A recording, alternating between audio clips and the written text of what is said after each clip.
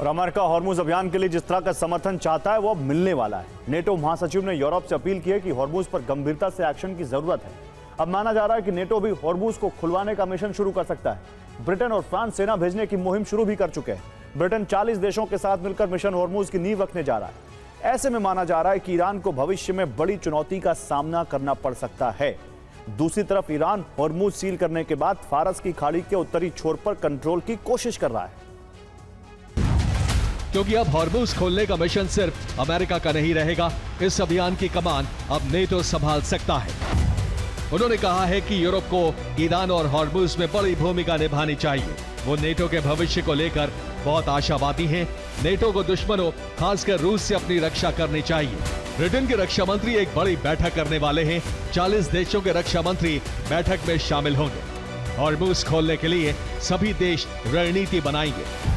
Iran इस वक्त America Israel को ललकार रहा है, लेकिन 40 देशों का संयुक्त सैन्य ऑपरेशन शुरू हो सकता है। 40 देशों से मुकाबले में ईरान का 4 दिन टिकना भी मुश्किल होगा। अब ईरान के खिलाफ बहुत बड़ी तैनाती की तैयारी है। ब्रिटेन की नौसेना और वायुसेना सबसे पहले पहुंच सकती है। यूरोपियन यूनियन ने भी प्लान बनाना शुरू कर दिया है। फ्रांस के साथ जर्मनी और दूसरे देश अपनी सेना भेज सकते हैं। तो ब्रिटेन 40 देशों को साथ लेकर हॉर्मुज मिशन शुरू करने वाला है और इसके लिए ब्रिटेन हॉर्मुज में अपने कई युद्धपोत उतार सकता है। ब्रिटेन की वायुसेना भी मिशन के लिए तैयार हो रही है। ब्रिटेन यहां टाइफून फाइटर जेट तैनात कर सकता है। ऑस्ट्रेलिया ने भी तैनाती शुरू कर दी है। ऑस्ट्रेलिया की तरफ से जासूसी विमान भेजा गया है। उम्मीद की जा रही है कि बड़ी तैयारी के साथ हॉर्मुज खुलवाने के लिए ईरान के खिलाफ अभियान चलेगा। समुद्र से माइंस हटाने में ब्रिटेन सक्षम है और इसके लिए ब्रिटेन माइन हंटर शिप भेजेगा। ब्रिटेन के पास समुद्री माइंस को नष्ट करने वाले अंडर वाटर ड्रोन भी हैं। माइंस हटाकर ब्रिटेन हॉर्मुज को क्लियर करेगा, लेकिन इस अभियान के लिए ईरान से मुकाबले की भी तैयारी। कुवैत का आरोप है कि ईरान ने कुवैत के द्वीप पर हमले की कोशिश की। कुवैत के द्वीप पर चीन की मदद से प्रोजेक्ट जारी है। कुवैत का द्वीप फारस की खाड़ी का उत्तरी सिरा है। तो कुवैत का द्वीप टारगेट क्यों बना, इसे समझने के लिए फारस की खाड़ी के उत्तरी छोर की स्थिति को समझिए। कुवैत का दावा है कि ईरान ने बुबियान द्वीप पर हमले की कोशिश की। कुवैत के इस द्वीप पर मुबारक अल कबीर पोर्ट है। यहां चीन आधुनिक बंदरगाह का निर्माण करवा रहा है। यही समुद्र के बेहद सकरे रास्ते के जरिए इराक का कस्र पोर्ट जुड़ा है। इसी रूट पर आगे इराक का खोर अल जुबैर पोर्ट है। ईरान इसी बुबियान पर कब्जे की कोशिश में है। यह फारस की खाड़ी का उत्तरी छोर है। इराक की तरफ से जहाज यही से फारस की खाड़ी में एंट्री लेते हैं। इराक से खाड़ी का यही इकलौता रूट है जो कार्गो भेजने के लिए बेहद अहम है। माना जा रहा है कि इस रूट पर ईरान नियंत्रण की कोशिश में है ताकि इराक और कुवैत में अमेरिका के लिए नई मुश्किलें पैदा हो तो वही चीन की ईरान पर निर्भरता और बढ़ सके। समुद्र में मौजूद बेहद सकरे रास्ते का नाम खोर अब्दुल्ला है। यह उत्तरी फारस की खाड़ी का मार्ग है। कुवैत इराक के बीच का रास्ता है और इसे फारस की खाड़ी का एंट्री गेट भी कहा जाता है। खोर अब्दुल्ला रूट ही आगे जाकर खोर अल जुबैर मार्ग से मिलता है और इराक के व्यापार के लिए बहुत अहम है। ईरान ने जिस मुबारक अल कबीर पोर्ट पर कब्जे की कोशिश की, इसी को लेकर कुवैत और चीन में डील हुई है। चीन ने यहां कुवैत के साथ 4.1 अरब डॉलर का समझौता किया है। अब चीन के फंड से निर्माण हो रहा है। यहां पर आगे इराक का कस्र पोर्ट है।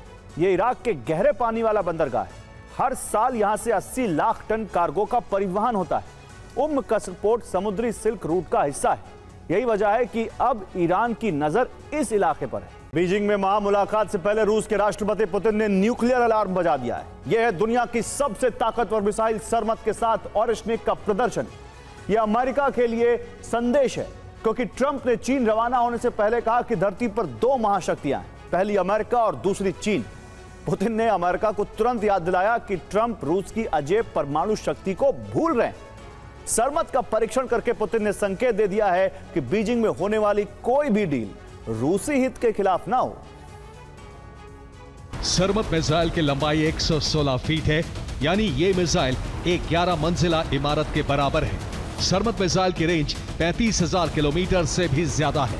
लंबी रेंज की वजह से सरमत को रूस के किसी भी मिसाइल बेस से पृथ्वी के किसी भी हिस्से में दागा जा सकता है।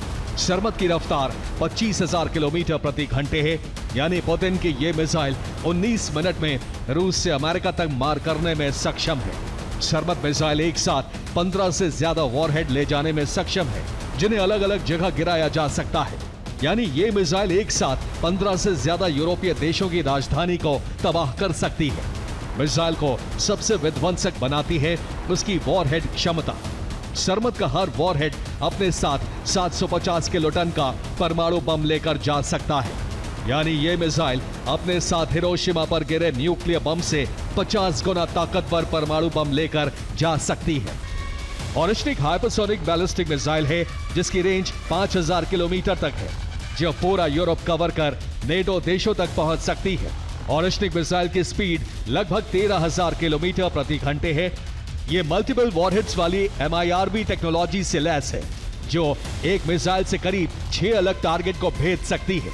मौजूदा NATO air defence system patriot और थाट इसे रोक नहीं सकते। रूस चाहता है कि अमेरिका ईरान पर परमाणु कार्यक्रम बंद करने का दबाव ना बनाए।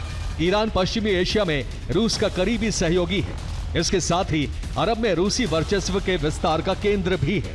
अगर हॉर्मुज और अरब क्षेत्र में ईरान का प्रभाव बढ़ा तो इससे रूस के हित सधेंगे। राष्ट्रपति व्लादिमीर पुतिन मिशन यूरोप की शुरुआत करने वाले हैं, ऐसे संकेत उनके बयान से मिल रहे हैं। पुतिन ने कहा है कि रूसी सेना यूक्रेन में लक्ष्यों की पूर्ति के करीब है। हालांकि यूक्रेन ने अंदेशा जताया है कि पुतिन युद्ध बंद नहीं करने वाले हैं और लगातार हमले जारी रखेंगे। लेकिन क्रेमलिन का दावा है कि त्रिपक्षीय डील की शर्तें करीब फाइनल है।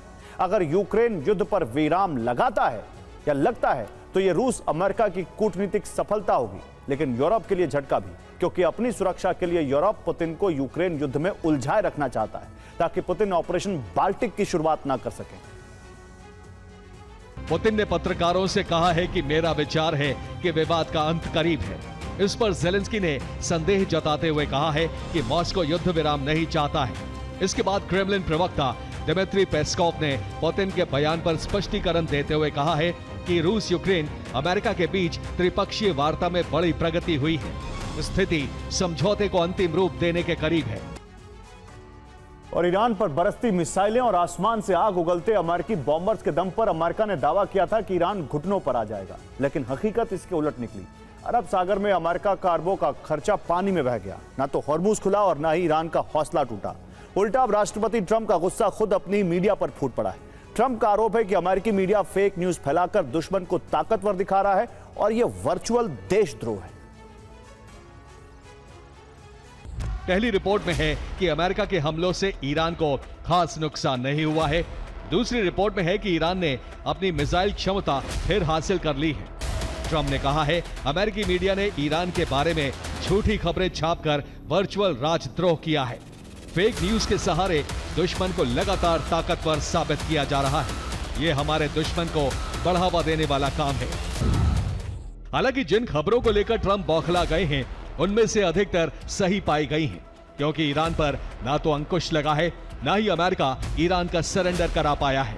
साथ ही ईरान से हॉर्मुज का कंट्रोल भी अमेरिका नहीं ले पाया है।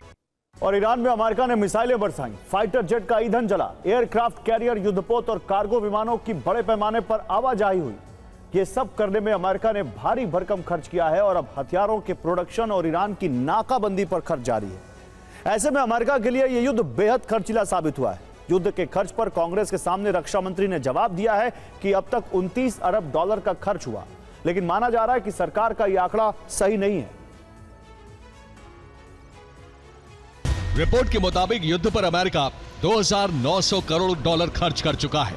विशेषज्ञ मान रहे हैं कि यह अमेरिका का 1 लाख करोड़ डॉलर का खर्च हो सकता है।